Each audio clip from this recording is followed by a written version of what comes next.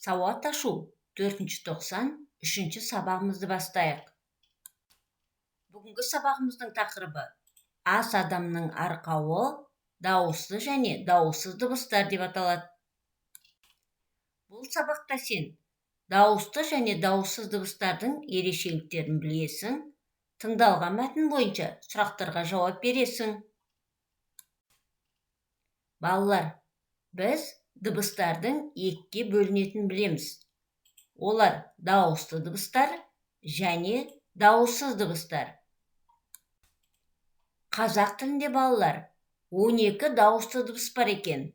Олар А, Ә, О, Ö, О, Ö, Ы, Е, И, Е, У. Ал дауыссыз дыбыстардан балалар 25 дауыссыз дыбыс бар екен. Олар Б, В, Г, Ғ, Д, Ж, З, қысқа И, К, Қ, Л, М, Н, Ң, П, Р, С, Т, Х, Ф, Х, Ц, Ч, Ш, У. У дыбысы кейде дауысты, кейде дауыссыз болатын өздерің білесіңдер.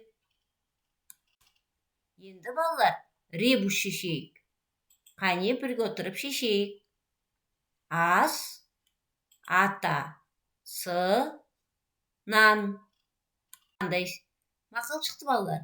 Ас, атасы, нан деген мақал шықты. Бұл мақалдың мағынасын қалай түсінеміз? Дұрыс айтасыңдар балалар. Астың ең үлкені нан екен.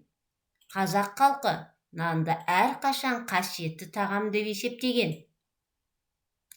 Балалар, қазір нан сөзіне дыбыстық талдау жасайық. Нан, бір буын бар, 3 дыбыс бар, 3 әріп бар. Н дауыссыз дыбыс, А дауысты дыбыс, Н дауыссыз дыбыс екен. Яғни 2 дауыссыз, 1 дауысты дыбыс бар екен. Жарайсыңдар балалар. Енді балалар, Әли мен Мерейдің диалогына назар аударайық. Мерей, Әли, сен дастарханға ең алдымен не қойылатын білесің бе? Әли, жоқ Мерей, дастарханға не қойса да бәрібір емес пе? Мерей, онда төмендегі мысалдан бұл сұрақтың жауабын таба аламыз. Балалар, бірінші жаттығуға қарайық. Мәтінді тыңда. Нанға бал жағып жеп отырған Асқар әжесіне қарап, әже, бал тәтті ме, әлде нан тәтті ме деп сұрады. Нан тәтті деп жымиды әжесі. Жоқ әже, бал тәтті ғой деді Асқар. Я балам, бал тәтті, бірақ қанша тәтті бал болса да, балды күнде жей алмайсың. Ал нанды күн сайын жейсің. Наннан қасиетті тағам жоқ.